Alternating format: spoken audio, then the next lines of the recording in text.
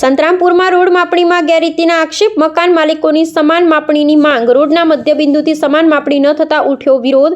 સંતરામપુરના નગરજનોએ સ્થાનિક તંત્રથી માંડી ઉચ્ચ તંત્રને કરી રજૂઆત. સંતરામપુર નગરપાલિકા વિસ્તારમાં ગોધરા ભાગોળ ચોકડીથી કારગિલ પેટ્રોલ પંપ સુધી ચાલી રહેલી રોડ માપણી પ્રક્રિયામાં ગંભીર અનિયમિતતા જોવા મળી રહી હોવાનું વોર્ડ નંબર 6 ને ગોધરા ભાગોળ વિસ્તારના મકાન માલિકોએ જણાવ્યું છે. મકાન માલિકોનું કહેવું છે, હાલ કરવામાં આવતી માપણી સરકારી રેકર્ડ અને મંજૂર વિકાસ યોજના આધારે નહીં, પરંતુ અંદાજ અને દેખાવ મુજબ કરવામાં આવી રહી છે, જેનાથી નાગરિકોમાં શંકા અને અસંતોષ ફેલાયો છે. રોડના મધ્યબિંદુથી બંને બાજુ સમાન માપણી થવી જોઈએ, પરંતુ અલગ અલગ સર્વે નંબરોમાં 7.5 મીટરથી લઈ 15 મીટર સુધીની અસમાન માપણી કરવામાં આવી રહી છે. આ વિસ્તાર વિકાસ યોજના મુજબ રહેણાંક ઝોનમાં આવેલો છે અને નિયમો મુજબ રોડના મધ્યબિંદુથી 10 મીટર ખુલ્લી જગ્યા માન્ય છે, જે હાલમાં હાજર પણ છે. તેમ છતાં ગલ્લાવાળા ને લારીવાળાઓના અસ્થાયી દબાણ દૂર કરવાને બદલે સીધા મકાન માલિકોને નોટિસ આપવામાં આવી રહ્યો હોવાનો આક્ષેપ કરવામાં આવ્યો છે.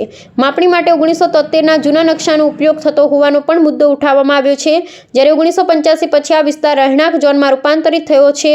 તેથી હાલના વિકાસ નિયમો અનુસાર નવી અને પારદર્શક માપણી કરવાની માંગ ઉઠી છે.